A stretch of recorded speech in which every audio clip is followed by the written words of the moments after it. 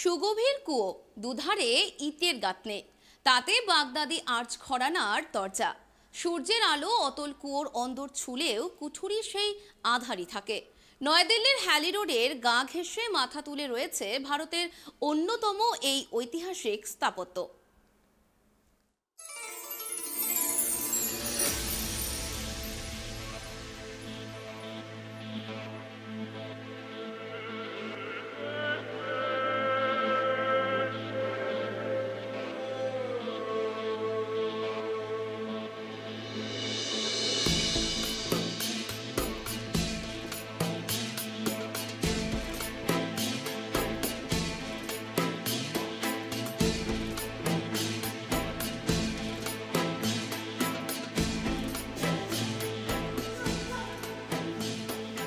রাজধানী দিল্লির বুকে ছড়িয়ে রয়েছে বহু ঐতিহাসিক ইমারত, যে ইমারতগুলি সংযোগ ঘটিয়েছে আমাদের অতীত বর্তমানের।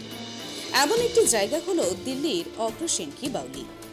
নয়াদিল্লির হ্যালি রোডের গা ঘেঁষে মাথা তুলে রয়েছে ভারতের অন্যতম এই ঐতিহাসিক স্থাপত্য।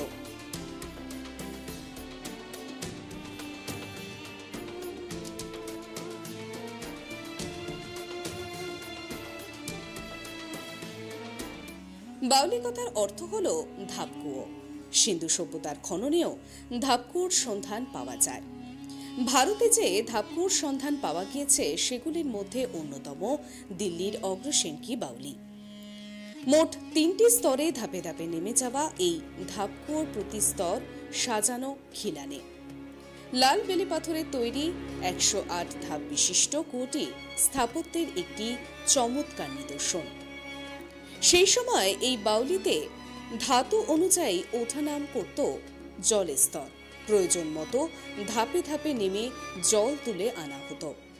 লাল বেলে পাথরের তৈরি এই বাউলির গভীরে এখন জলের শব্দ পাওয়া না গেলেও এর সঙ্গে জড়িয়ে রয়েছে এক অজানা ইতিহাস। মুঘল ঘরানার তৈরি এই স্থাপত্য এই মুহূর্তে দিল্লির অন্যতম জনপ্রিয় পর্যটন ক্ষেত্র।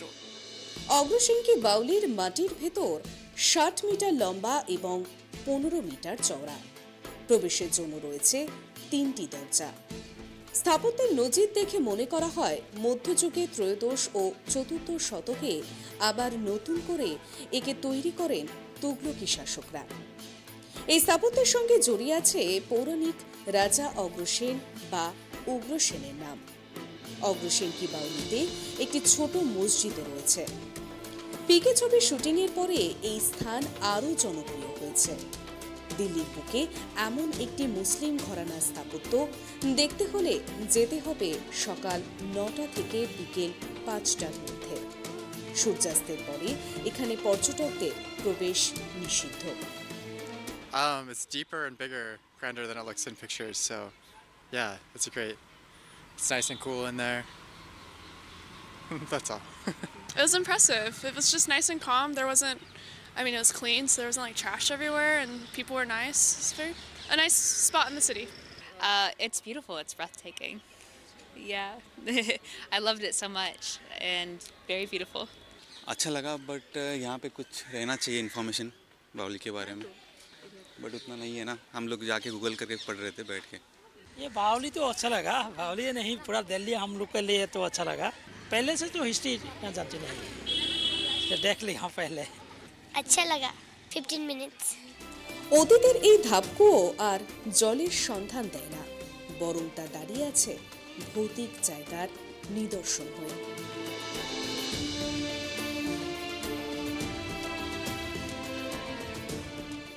নয়াদিল্লি থেকে ক্যামেরায় বরুণ ভান্ডারীর সঙ্গে দেবযানী সরকার, ট্রাইব টিভি।